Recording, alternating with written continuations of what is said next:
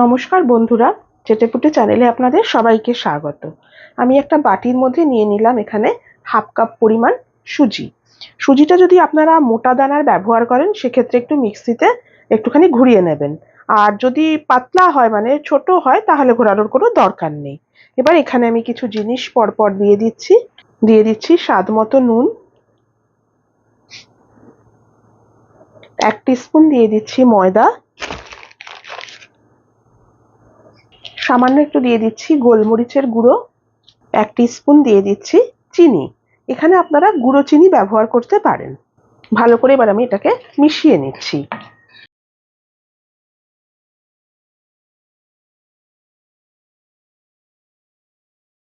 দিয়ে দিচ্ছি এবার এখানে হাফ কাপ পরিমাণ উষ্ণ গরম দুধ।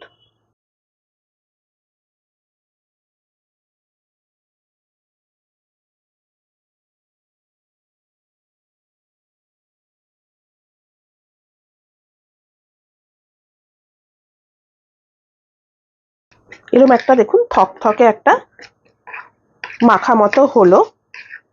এবারে আমি এটাকে একটু ঢাকা দিয়ে রেখে দেবো। এই ধরুন মিনিট 10 সুজিটা একটু ফুলে যাবে, নরম হয়ে যাবে। তারপর এখানে আমি আরো কিছু জিনিস অ্যাড করব। দেখুন 10 মিনিট বাদে আমি ঢাকাটা খুলে নিলাম। এবার এখানে আমি দিয়ে দিচ্ছি একটা ডিম ফাটিয়ে।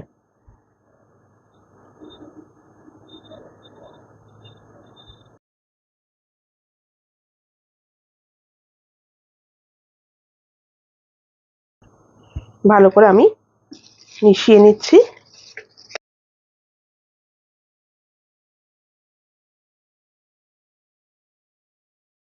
ব্যাটারটা খুব ঘন হয়ে গেছে। আবার আমি এই 1 টেবিল স্পুন মতো দুধ এখানে অ্যাড করছি।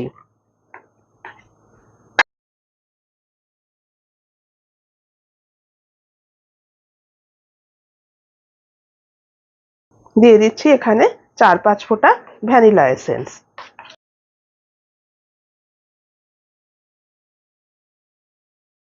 এটা আমার রেডি হয়ে গেছে। চলুন আপনাদেরকে এবার এটা আমি ভেজে দেখাচ্ছি। আমি হিটে একটা তাওয়া বসিয়েছি। এখানে আমি কিছুটা অয়েল ব্রাশ করে নিচ্ছি। এখানে আপনারা ঘি বা বাটারও দিয়ে দিতে পারেন। এটা গরম হয়ে গেছে। এবার এখানে আমি যে সুজি দিয়ে ব্যাটারটা তৈরি করেছিলাম সেটা দিয়ে দিচ্ছি। একদম মাঝখানটায় দিতে হবে। ফ্লেমটা আমার মিডিয়ামে রয়েছে। এবার আমি ঢাকা দিয়ে দিচ্ছি। আমি আজকে আপনাদেরকে বানিয়ে দেখাচ্ছি সুজি দিয়ে খুব সহজেই প্যানকেক। এটা সামান্য একটু মিষ্টি হয়, এটা গোলমরিচের একটা হালকা একটু ঝাল থাকে। এটা সকালের ব্রেকফাস্টে আপনারা ঝটপট কিন্তু বানিয়ে নিতে পারেন, টিফিনেও নিয়ে যেতে পারেন। খেতে কিন্তু খুবই সুস্বাদু হয়। ঢাকাটা আমি কিছুক্ষণ বাদে খুলে নিলাম। দেখুন ওপরটা পুরো ড্রাই হয়ে গেছে। আপনারা চাইলে এটাকে উল্টে দিতে পারেন, কিন্তু দেওয়ার কোনো দরকার নেই। এটা দেখুন কি সুন্দর হয়ে যায়, মানে কোনো অসুবিধা হয় না প্যান থেকে তুলতে।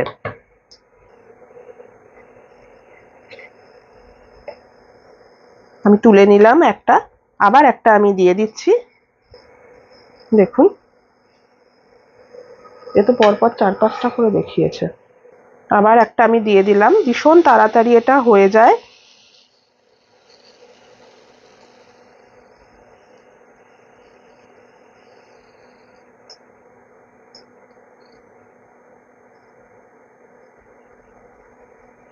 আবার একটু ঢেকে দিলাম।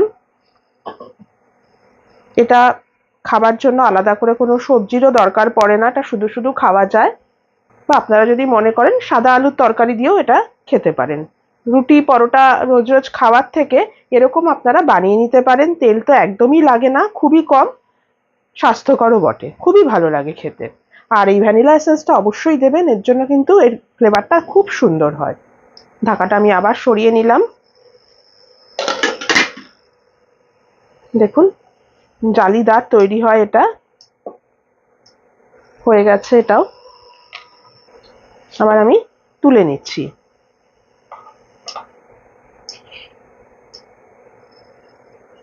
আগেরটা আমি তুলে নিয়েছি, আবার একটা দিয়ে দিলাম।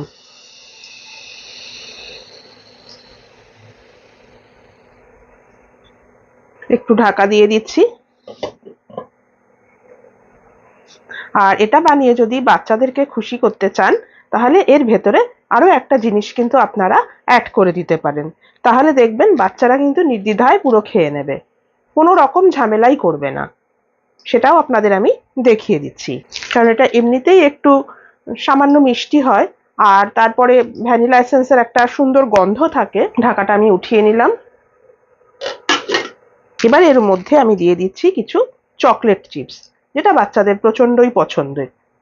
আমি কালো দিলাম, আপনারা সাদাও দিয়ে দিতে পারেন। চকলেট চিপস না থাকলে এমনি ডেয়ারি মিল্কও যদি থাকে সেটাও একটুখানি যদি আপনারা গ্রেট করে দিয়ে দেন সেটাও কোনো অসুবিধা না।